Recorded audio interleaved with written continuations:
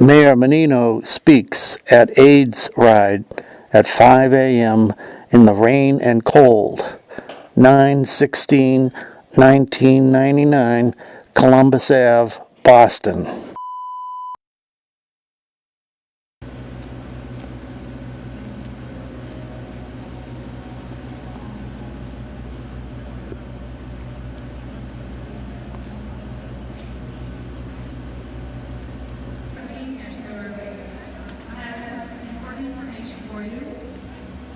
All riders and all crew members will be transported directly to the New Haven Coliseum in New Haven, Connecticut today.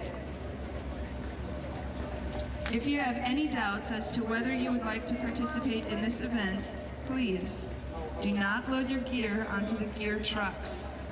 Once your gear has been placed onto the gear truck, we will not be able to unload it until we get to the Coliseum in New Haven.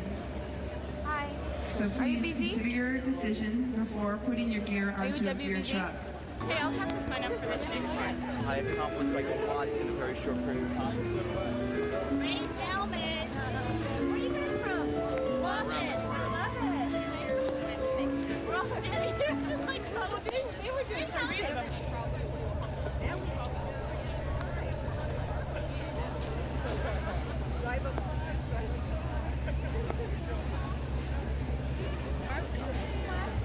I've seen that's north then. Huh? I do too.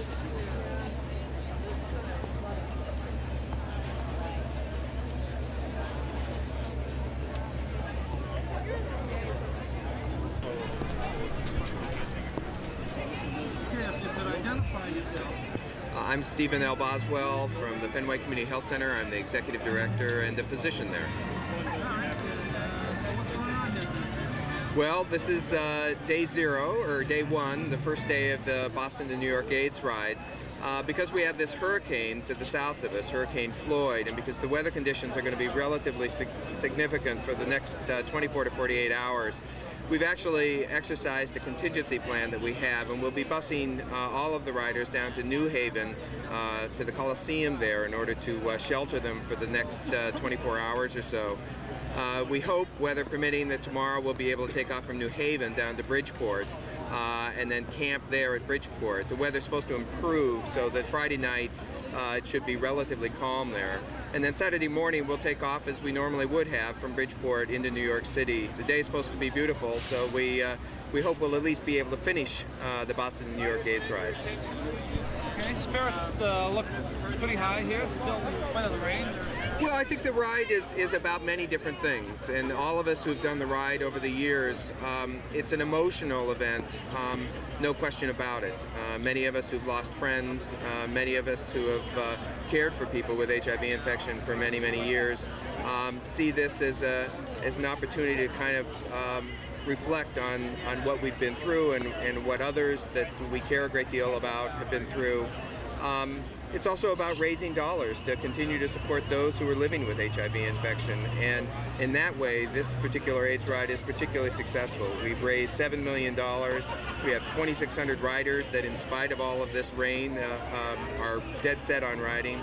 All of that, I think, is a very positive thing, so we're actually kind of excited. These kinds of things do happen periodically whenever you're out in the elements.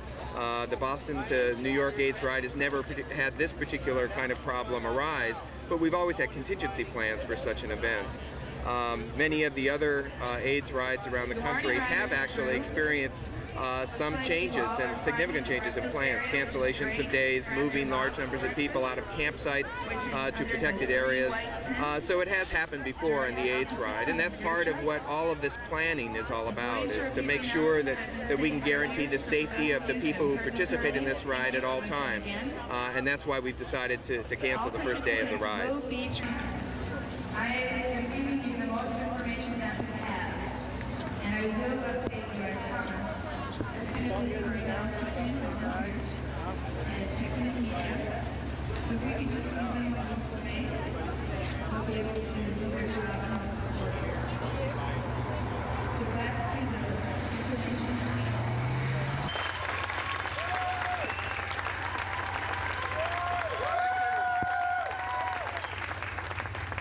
Thank you, President Freeland. Let me thank you all, first of all, for being here this morning and willing to take the ride. Let me just say that every year that this ride occurs, I come here not out of a sense of duty. I come here because I see people who are committed. And today's society, there aren't enough people committed. We don't care today in my government and state government as a whole about people. All you folks out there care about others, and that's so, so important. As you take this ride today, you will be helping us all to someday have a day of celebration. So this ride someday may not be necessary, but you're making that sacrifice today so our children and our grandchildren may be free from this dreaded disease. And so I say to you all, thank you. This rain that's happening right now, I think is a blessing from that person upstairs who's saying to all of you, thank you for that commitment you're making. And I say as mayor of the city of Boston, thank you, because I really believe our society cares about others. And you know, there's this issue about AIDS in our country. You know, the giving is down. But this ride, I believe, brings back the awareness that the battle isn't over. Like President Freeland said, some can take the cocktail and it will help. Others, it doesn't help at all. But people in the general public think that we've conquered. We haven't conquered, and we will never stop trying until we eradicate this disease. So I just say to all of you this morning, thank you for being here. This is one of those events in my schedule that I look forward to coming to, even at 5 o'clock in the morning. You know,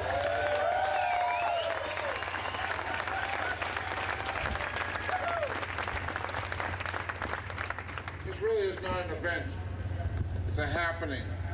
We have all these folks out there willing to make that sacrifice. You know, you have a bus ride that, you know, some people will say, well, I want to do the whole thing. Well, I think you directed me the right decision because of what's coming up the East Coast.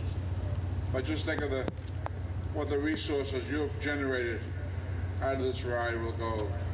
Fenway Health Center, over $2 million, and Fenway Health Center does so much good work in this community.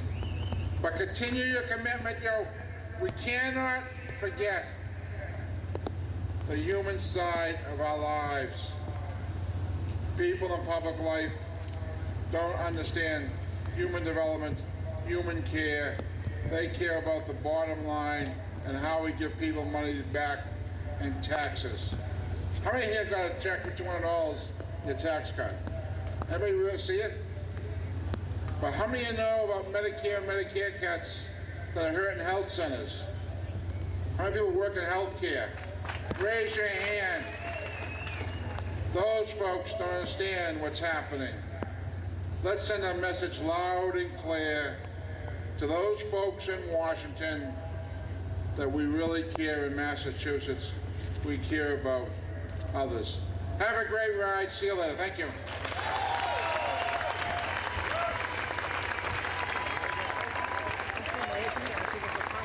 Now, please welcome to the stage another. There are 1 million people with HIV infection. What is remarkable and not appreciated is only half of those people are in care. That's more money than we raised last year. 7 bicycle is now being led down the center of this crowd. This is the 22nd bicycle to open an AIDS ride. And like all the others, this bicycle is without a rider. But in a larger sense, it is without many riders. It is without your friends and my friends. It is without our lovers, our brothers, our sisters. It is without AIDS riders who have joined us on AIDS rides past. It is without nearly 400,000 Americans who have died of AIDS. We represent them with quilts. We represent them with memorial services. We represent them with photographs of the memories we've shared together here on this earth.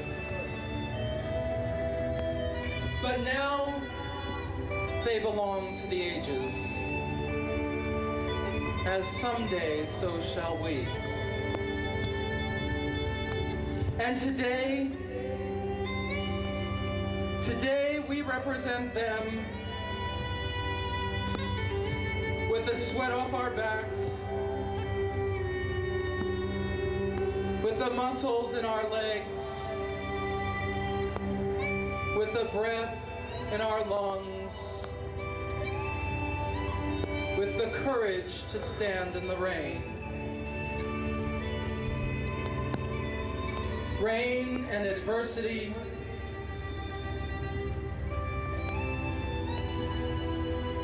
today we represent them with courage, with dignity, with the grace and strength of heroes.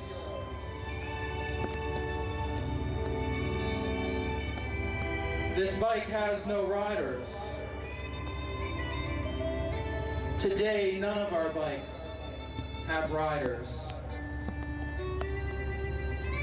Today, we represent life gone by with life still here. Today, we create together a living, breathing human monument. More beautiful than any cast in bronze or carved of granite. And it says we will never forget. We will never give up. We will never give up. We will never give up. As long as we live, we will never give up. Riders and crew, in a way unlike ever before, the AIDS Ride experience now officially begins.